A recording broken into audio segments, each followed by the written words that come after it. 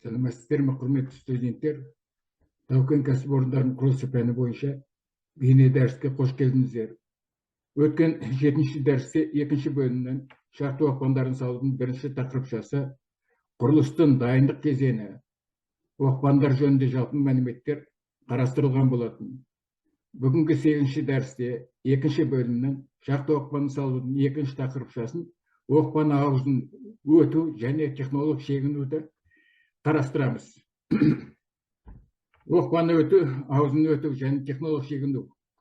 Дайындық кезеңде технолог шегіну және оқпандар өтіледі. Тік оқпан аузының көлемдік жоспарлық және конструктивтік шешімі құрылыстың нақтылы жағдайларын ескере және ұқсас жағдайларда құрылыс тәжірибесі қабылданады.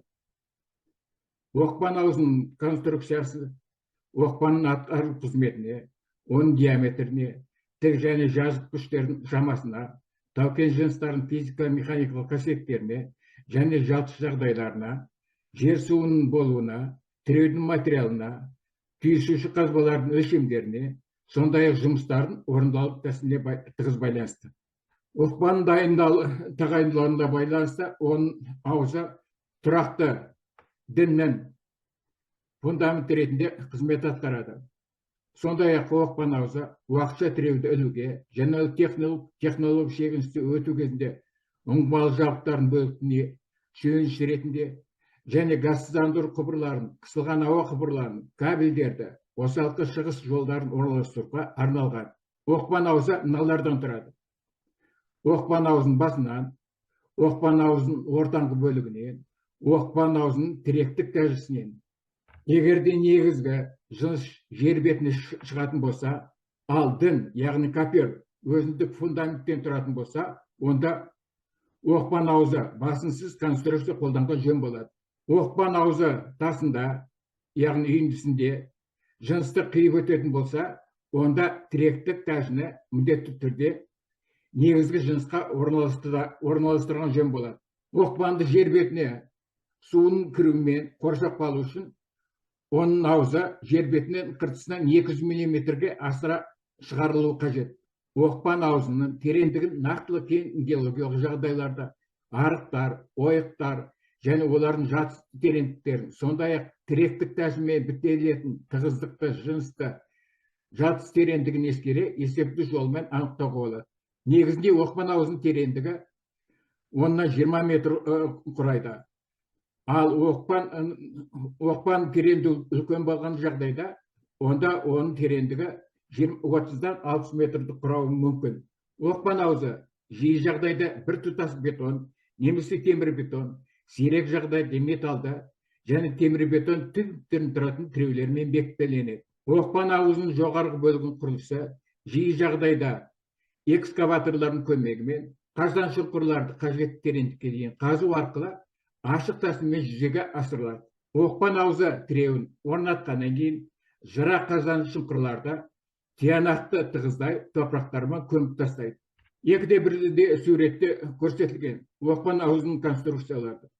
Мұнда бірінші оқпан аузының басы, екінші оқпан аузының ортаңғы бөлігі, үшінші оқпан аузының тіректік тәжісі.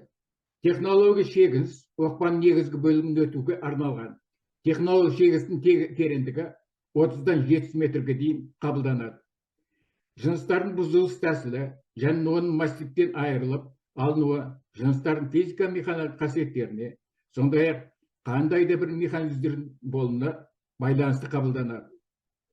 Жұмсақ жыныстарды қазу қысымдық ломдармен немесе уатпа балғарымен жүзеге асырылады. Орташа қаттылықта, яғни қатты жыныстар бұрғақ тістенмен бұзылып алынады. Оқпан аузының тереңдігі шамалы болған жағдайда, ондағы жыныс бүріп алмалық, яғни грейферлік қысым тиегіштің көмегімен жер бетіне шығарылады.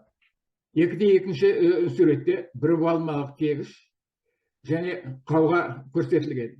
Бүріп алмалық, яғни грейферлік қысым тиегіш қысымдық ысырмадан тұратын бүріп алушыдан, қысымдық көтергіштен, жетекшіден және құбырлардан тұрады.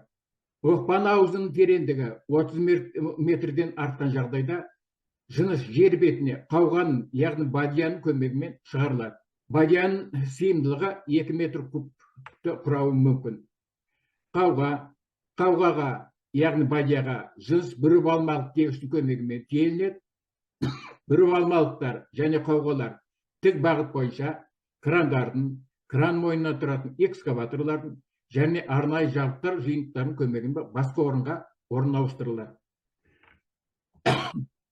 Жынысты өзі түсіргішке, яғни автосамосвалға түсіру үшін сыйымдылығы 7 метр куб жылжымалы тегіш шанақ бункер қолданылады. Жыныстың қасиетіне байланысты жыныстарды бұзу МО-10 типті ватпа бағаларымен және қосымша сататын ПЛ-1 типті қысымдық ломдармен немесе ПП-63С типті қол перфораторын қолдана бұрғат тәсілмен жүзеге асырылуы мүмкін. Кенжерда жыныстар киіп болғаннан кейін қалыпты түсіреді және оқпан аузын бетондауды жүргізеді. Қалыптың биіктігі 1,5 метрді құрайды. КПШ-2 типті жиынтықты қолданған жағдайда тереңдігі 50 метрге дейін оқпан аузы өтуге болады. Сондай-ақ бұл жиынтықты технологиялық шегіністі өту кезінде қолдануға болады. КПШ-2 типті жиынтықпен оқпан аузын өтудің орташа жылдамдығы 20-25 метр айына құрауы мүмкін. Оқпан аузының айналасында көтергіш машиналар, әртүрлі ұңғымалы жабдықтарды үлгерін алған шығырлар құрастырылады. Технологиялық шегіністе ұңғылама сөресі құрастырылады. Сөренің төменгі ярысында біріп алмалы, яғни грейферлі типті көтергіш машиналар, ілмейлі бұрғылау жабдықтары және оператордың кабинасы орналасқан. 2-4 суретте КПШ-2 типті жабдықтардың жиынтығы көрсетілген. Яғни бұнда КС типті біріп алмалық грейфер, қысым тегіс, универсация кассетті шаблон, К51 типті автокран, сондай-ақ 1 метр көлемді қауға, ілмелі қалыптама, ЛП500 типті 3 ұңғымалық шығыр, бетон өткізгіш, бетон қоспасын арналған шанықтар көрсетілген. Дәрісте ұсынылатын әдебиеттер тау-кен кәсіпорын құрылысы пәні бойынша оқулық, жерасты тау-кен жұмыстарын дайындау қазбаларының технологиясы бойынша оқулық, сондай-ақ тау-кен кәсіпорын құрылысы пәні бойынша курстық жобаны арналған әдістемелік нұсқаулар ұсынылған. Бүгінгі 8-ші дәрісте 2-ші бөлім шахта оқпанын салудың 2-ші тақырыптас оқпан аузын өтудің және технологиялық шегінуі қарастырылды. Дәріс аяқталды.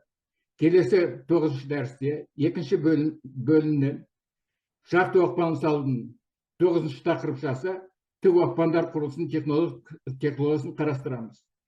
Назарларыңызға рахмет.